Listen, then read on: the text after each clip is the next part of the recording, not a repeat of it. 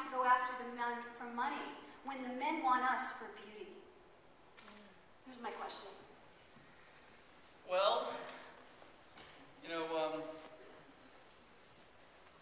me respond to your points in the order in which they were presented. They're very good points. So let's begin with how it's an exchange, not of energy, an exchange of commodities. The man brings the money to the table, as you're describing it, Patti, and the woman brings her beauty, and that's an exchangeable commodity, and he purchases her beauty, and so what happens to her? She then lives with the permanent insecurity that one day she will lose her beauty. So it begins by her starting to lie about her age on dating sites, because she's being corrupted by a culture that says, hey, if you're 35 and over, forget it. You better start saying you're 30, 28. Heck, you ought to be darn offended if someone even asks you your age. I counsel married couples all the time. Men and women will tell me the deepest secrets of their sex life, intimate life, but if I say to the woman, and I'm trying to help you with marriage, how old are you? How dare you?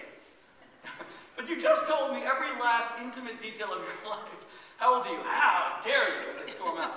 That's the first thing, because she knows that beauty fades with age, the way it's seen in our culture. So first she lies about her age. Number two, what's the second thing she begins to do? She starts tinkering with her looks.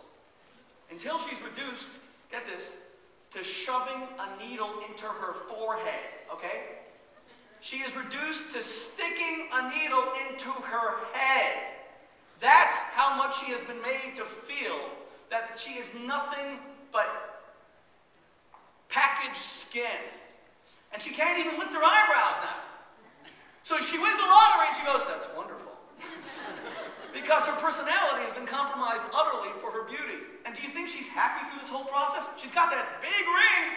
She's miserable. That woman who is silly enough to make that transaction, to get the guy who can afford the big ring, and in exchange he gives her beauty, this is what happens to her. Number one, she gets punished for just eating. Every time she eats a cube of cheese, she sinks into a morbid depression. She's watching her weight obsessively. This is where, there were 3 or 4 cases of anorexia in the United States. I kid you not, in the 1950s. Today, it affects 8 to 10% of all girls. Girls are dying. I mean, speaking about the Jewish community, where we saw people emaciated in places like Auschwitz, people dying of starvation, the idea that in the richest country in the world, people from well-to-do families, girls 17 or 18, would die of hunger by choice. Can you imagine how sick we've made our women through this terrible trade, this commodity? The next thing she does is she has to always worry, is her husband interested in someone younger? He's got more diamond rings to trade, and she knows he's not an honorable man.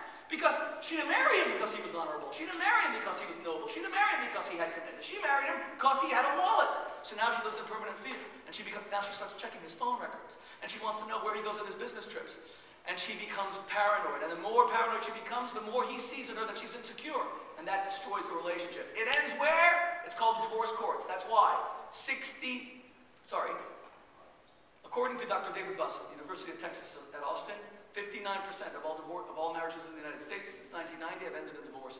And among wealthy people, that's the highest rate of divorce. So this commodity trade doesn't work. We know it doesn't work. That's the first point. The second point about how, just remember the second point. The first one was about women, and someone help me here? Patti made a lot of good points. I don't want to go into them too deeply. Okay. Second point, okay, well, I believe your second point was about romance. Oh, you said. Like romance. Okay, no, you said that a woman knows when he buys the ring that he cares. That's right. Okay, let's take that to an extreme. How about your kids?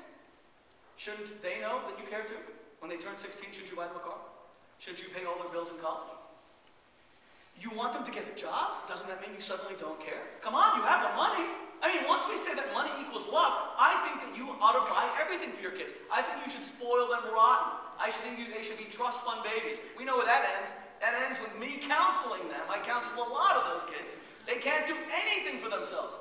God Almighty, have we really been so corrupted by the wealth in the United States that our money has become a curse? We now think that money is love? Let me tell you something. I've bought my wife presents. It was easy. Sometimes, my income is erratic.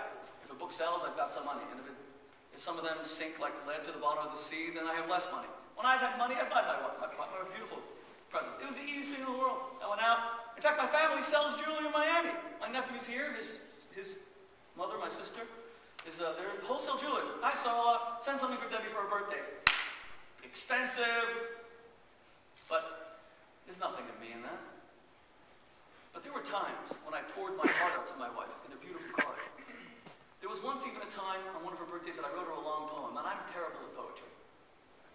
It was the worst poem ever, but my wife keeps it shellacked up on a wall.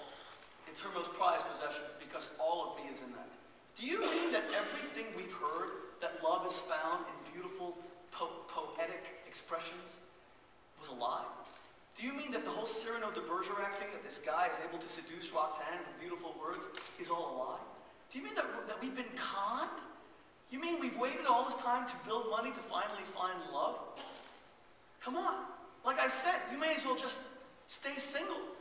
In fact, let me finally say, I think that the model that Patti is giving us of women wanting guys to buy them things is a very outdated model.